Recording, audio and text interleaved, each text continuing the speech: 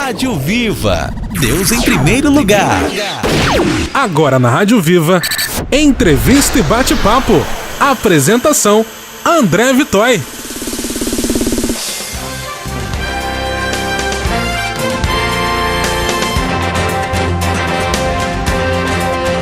Olá, amigos da Rádio Viva, graça e paz. Estamos de volta com o nosso programa de entrevistas e bate-papo. André Vitói por aqui. E hoje eu tenho a honra de receber, para conversarmos um pouco mais aqui no nosso programa, nosso amigo Dr. Francisco Tenório, advogado, autor do livro Direito das Igrejas e também membro da Catedral Presbiteriana do Rio de Janeiro. Meu querido, graça e paz, mais uma vez, seja muito bem-vindo. Graça e paz, André. É uma alegria estarmos aqui com vocês da Rádio Viva e também dos canais parceiros que vão nos acompanhar nas reprises. Deus abençoe. Agradecendo também a participação dos nossos irmãos dos canais parceiros que ouvem aí a nossa programação. Bom, vamos tratar um tema muito importante para o povo de Deus, né, de uma forma em geral, e que também é um pouco polêmico, né, um pouco ou bastante polêmico, dependendo do ponto de vista das pessoas, né. Nós temos visto ultimamente sai até em jornais, reportagens, e isso torna-se como até um escândalo para o povo da igreja, enfim, para a igreja de Cristo na face da terra. Questões trabalhistas envolvendo sacerdotes evangélicos. Tem sido muito comum, não só sacerdotes, mas também pessoas que têm trabalhado, que prestam um serviço à igreja de uma forma geral e de repente fica sabendo de alguma lei ou é prejudicado em alguma forma, e aí eles passam a exigir direitos. E de um lado a gente vê pessoas exigindo direito, de outro a igreja recorrendo ou fazendo de todas as formas para não ter esta obrigação de pagar direitos. Doutor Tenório, o que é que se classifica ou que se configura como trabalho voluntário na igreja? Então, André, primeiro, o trabalho voluntário na igreja é aquele trabalho que a pessoa presta de maneira desinteressada e sem finalidade lucrativa, tá? Para beneficiar a obra de Deus, a instituição, no caso, a igreja evangélica onde ela congrega, tá? Não há problema nenhum de nós termos trabalho voluntário. A grande questão é que essas pessoas que prestam trabalho voluntário, algumas delas são induzidas em erro, juridicamente falando, ou seja, elas se candidatam ali para fazer o trabalho voluntário, exercem alguma atividade, por exemplo, numa cantina ou em alguma fundação da igreja, ou até mesmo um trabalho voluntário de rádio, como nós temos em algumas igrejas, aquele locutor voluntário que é um irmão que não cobra nada e faz uma parte da programação, operador de som voluntário. Mas eles vêm prestando esse serviço para Deus, crendo que aquilo ali é para o crescimento da obra de Deus e que não tem fim lucrativo. Se for assim, tudo bem, uma bênção, não existe a possibilidade de se questionar vínculo.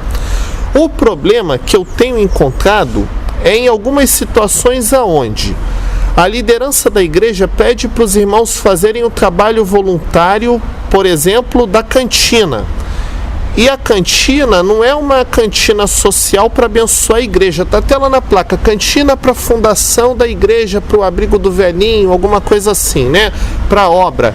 Mas é uma lanchonete com CNPJ registrado e o sócio em geral é o pastor ou um parente dele. E ali gera lucro, ele gera receita com aquela firma, não é uma cantina beneficente. E a pessoa que estava ali de boa fé como voluntária, na verdade estava induzida em erro. Por quê? Ela está prestando serviço pensando ser para uma instituição, quando na verdade ela presta alguma atividade que gera um enriquecimento de um terceiro. Ela não estava na cantina para enriquecer o pastor, a mulher do pastor, o sobrinho do pastor, que é dono do CNPJ e tem ali como negócio. Ela pensava fazer para Deus. Então, quando ela cobra o serviço dela, ela está cobrando de maneira justa, porque se ela não cobrar, ela está gerando um enriquecimento ilícito para o terceiro que dissimulou para obter essa vantagem. Um dos casos mais emblemáticos de voluntário é de um cantor lá em Minas Gerais, eu não vou citar nomes aqui, embora o caso tenha saído na imprensa, mas para não falarem que eu estou perseguindo a igreja dele, até porque eu já congreguei lá. Mas qual era a situação? Falaram para ele assim: o irmão agora vai cantar para Jesus, então a igreja vai te dar uma ajuda de custo. E aqui a nossa gravadora é para missão, é para poder ajudar a obra a mandar os pastores para outros países. E aí ele, tudo bem, ele aceitava gravar, fazia os shows, vendeu mais de 200 mil CDs na época, né, que ainda era CD, não era streaming que a gente usava, mais de 200 mil CDs vendidos, ele ganhando uma ajudinha de custo e viajando no Brasil, dormindo na casa de irmão e tal. Viajando às vezes Minas, São Paulo de ônibus de maneira desconfortável. E um dia, ele lá todo feliz, ele descobriu que a gravadora não era nada de Jesus, era uma gravadora da família do líder da igreja, e todo aquele trabalho dele de promocionar com apresentações de louvores e shows nos cultos e venda de CDs era uma atividade altamente lucrativa para a família da liderança. Ele estava induzido em erro. E aí o que ele falou? Bom, eu tenho subordinação, porque eu faço as agendas de shows sob a ordem lá da liderança da igreja. Eu tenho habitualidade, eu tenho pessoalidade, eu ainda estou gerando lucro para o líder e só ganhando ajuda de custo? Não, isso está errado. E ele entrou e ganhou vínculo empregatício e ainda recebeu lá uma participação nos lucros da venda dos CDs e o reconhecimento de vínculo como artista profissional que cumpria a agenda de shows. Por quê? Ele descobriu que estava enganado. Isso é possível? Porque o contrato de trabalho, ele não precisa ser expresso, ele pode ser tácito.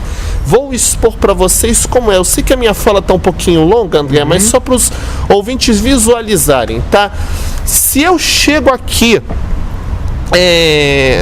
nesse espaço que nós estamos, que é um espaço privado, vejo o espaço sujo, começo a fazer uma limpeza hoje, aí amanhã eu venho e limpo de novo, depois eu venho e faço outra limpeza, e o dono do espaço, o possuidor do espaço não reclama, e eu faço essa atividade habitualmente, eu posso uma hora chegar e falar assim: eu quero um reconhecimento de vínculo como faxineiro, servente, auxiliar de serviços gerais. Por quê? Porque ele não se opôs à minha prestação de serviço. Então o contrato é tácito, não houve uma negociação verbal. Então, se há atividade laborativa, mesmo que não tenha sido negociada, há a possibilidade de cobrança de vínculo e de remuneração. Entende? E é isso que tem acontecido no caso dos voluntários. Eu não falei ainda aqui de pastores, eu estou falando de irmãos de outras atividades no seio da igreja que não a pastoral. Até você tocou no assunto que a gente também precisa entender muito, né? A questão de pastores e líderes. Algumas igrejas separam como pastor de tempo parcial e de tempo integral. Sim.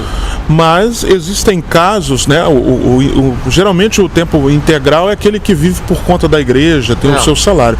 Mas em alguns casos tem aquele de tempo parcial que tem o seu trabalho. É o full time e o part time que a gente chama. E aí ele trabalha durante o dia, à noite, está lá na igreja e tal, tem a sua responsabilidade. Mas que também tem algumas metas a cumprir.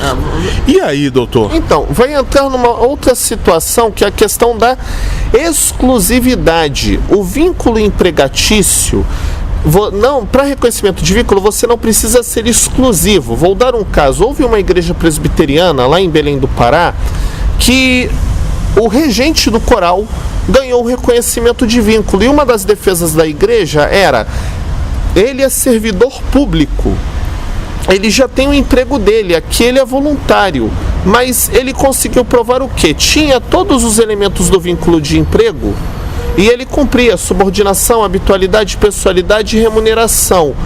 caracterizou o vínculo. Então ele ganhou, porque não existe uma exigência de exclusividade entre empregado e empregador, tá? Antes de entrar no mérito do pastor, eu queria lembrar, André, com um exemplo seu, tá prescrito, você não pode mais processar porque já passou o prazo, mas eu lembro bem, você foi voluntário de operador de som e locutor da programação de uma igreja em Volta Redonda, e naquela época você não sabia que a emissora que diziam ser da igreja, na verdade era propriedade de uma filha do líder. Se você tomasse conhecimento na época e entrasse com a ação, você provavelmente ganharia o reconhecimento de vínculo. Por quê? Você pensava que trabalhava voluntário para a igreja, para uma rádio da igreja, e na verdade você trabalhava prestando serviço para uma empresa de uma filha do líder do ministério onde você congregou. Entendeu? Estava induzido em erro. E se você não cobrasse, eu considero inclusive uma falta de comportamento cristão, no sentido de admoestar e buscar uma correção daquele irmão que agiu errado, porque ele vai ficar com o benefício de haver te induzido em erro. Tá? Com relação agora aos pastores, o part-time e o full-time, a questão não é se o pastor ele trabalha em tempo integral ou parcial. A questão é, ele tem alguma atividade não religiosa no pastorado dele? Por quê? Pregar a palavra de Deus não gera vínculo, mas se ele, além de pregar, ele tem meta financeira de arrecadação, ele tem uma meta a cumprir de campanhas, de, enfim, ordens que ele recebe, e ele não prega a palavra de Deus, o que Deus toca no coração, o que é apenas a doutrina que ele crê, o calendário litúrgico da igreja. Ele tem que se submeter a ordens, campanha tal para envelope tal, sacrifício tal, evento tal, ele tem jornada a cumprir, não é uma coisa espontânea. E se ele não cumpre, tem punição, vai caracterizar o vínculo, porque você vai ter elementos ali: pessoalidade, habitualidade, subordinação, remuneração. Ele trabalha e é a profissão dele, ele tem atividades administrativas que extrapolam a questão espiritual do pastorado. Então aí nós caracterizamos o vínculo. Agora, por que as igrejas não se adequam a essas leis ou não trabalham de uma forma a esclarecer estas questões? Falta transparência, conhecimento, ou de uma certa forma estão agindo de má fé? Então, André, aqui no Brasil, das igrejas, eu não vou falar que é porque as igrejas não agem corretamente. Tem muita igreja agindo correto, tá? Em geral, igrejas tradicionais, boa parte das Assembleias de Deus que não tem uma ligação com um líder único, né? Porque hoje o nome Assembleia de Deus envolve várias convenções, mas aquelas convenções sólidas que não tem um dono, digamos assim, ou um clã que administre, elas não têm esse tipo de problema. A questão é quando nós batemos em igrejas pentecostais e neopentecostais, que nós chamamos de igreja de dono, aquela que tem um líder que manipula a igreja como se fosse um negócio dele, tá? Boa parte delas tem esse tipo de problema, porque é interesse para o líder manter as pessoas em erro, tá? E os pastores em erro, porque ele tira dali a riqueza dele. E por que isso acontece? Ele, em geral, esse tipo de líder, ele não paga o justo salário, e você vê uma desproporção, 2 pesos e 2 medidas. Tudo para o líder e os seus, sua família, seus apadrinhados, e nada para os outros obreiros, tá? É difícil hoje. Eu particularmente conheço um pastor que é uma igreja que nós chamamos de dono, no sentido que ele é o líder absoluto da igreja dele, e que não é mercenário com o ministério, embora eu não concorde com algumas questões teológicas, mas o apóstolo Miguel Ângelo, da Cristo Vive, ele trabalha de maneira ética, mas é uma exceção. Nas igrejas de dono, a grande maioria, você pode observar, eles exploram muito o pastor e o obreiro, impõem metas financeiras, metas de crescimento, eles têm ali uma subordinação, ou seja, uma imposição de ordens da liderança para os outros pastores muito forte. Se descumpre, é punido, é suspenso, tem o salário cortado, e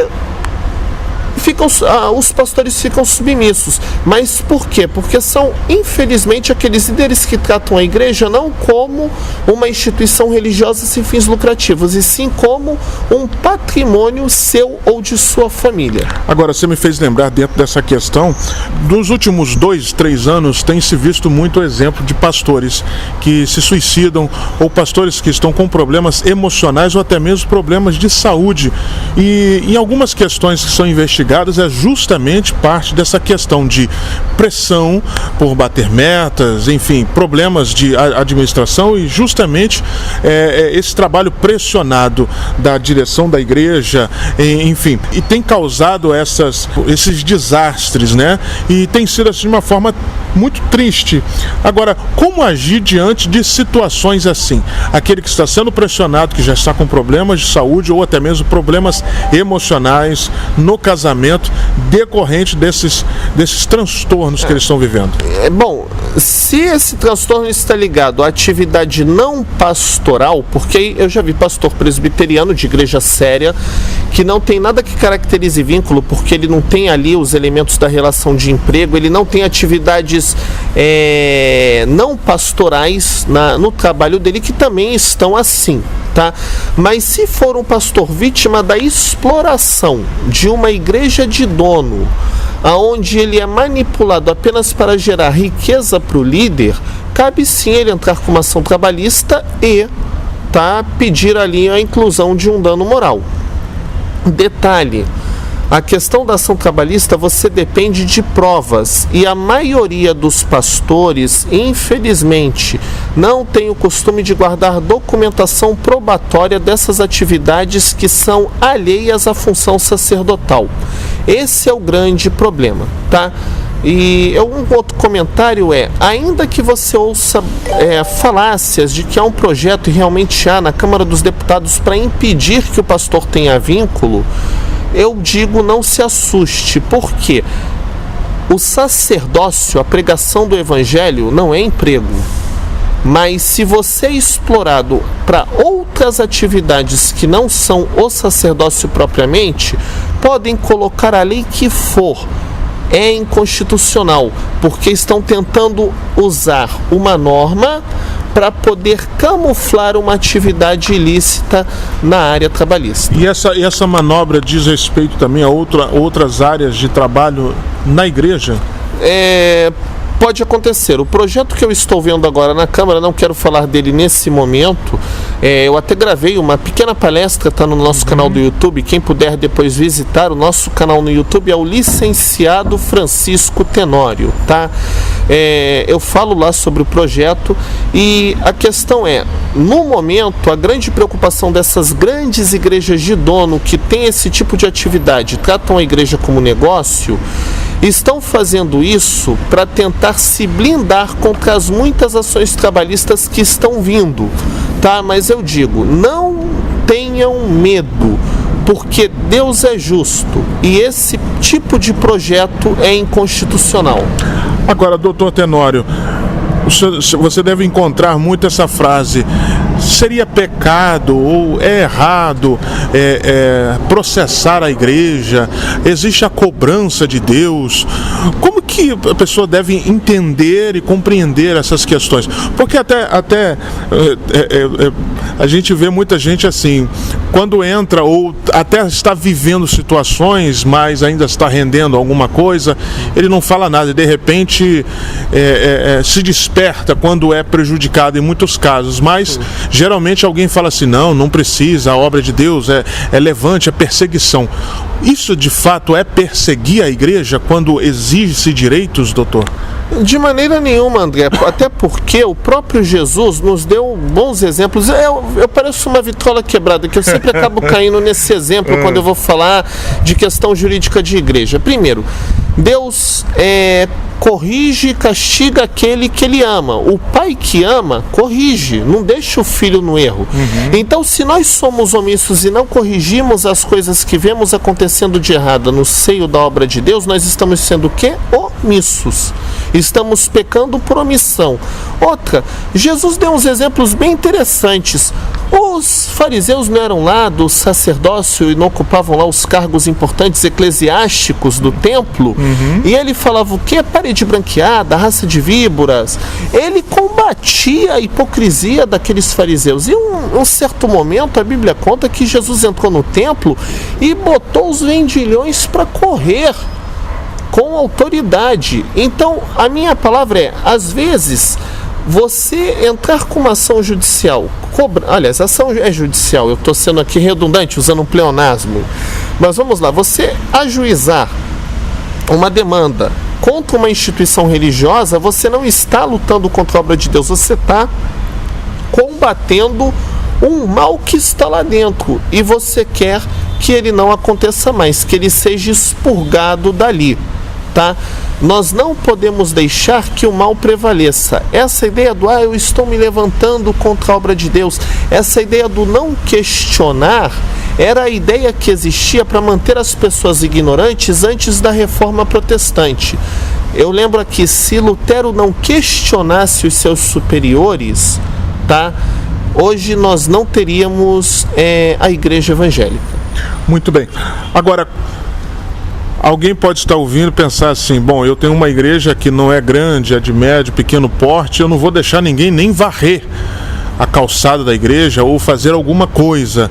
Bom, qual é a melhor saída para que o líder ele se resguarde e também ele não venha proibir as pessoas de fazer um trabalho voluntário? Não tem problema nenhum, André. Basta você ser honesto para esse líder de igreja pequena. Tenha uma vida honesta, transparente. Não use da política de 2 pesos e 2 medidas de tudo para você e nada para os seus obreiros e para o seu rebanho. Seja justo, seja coerente, seja transparente.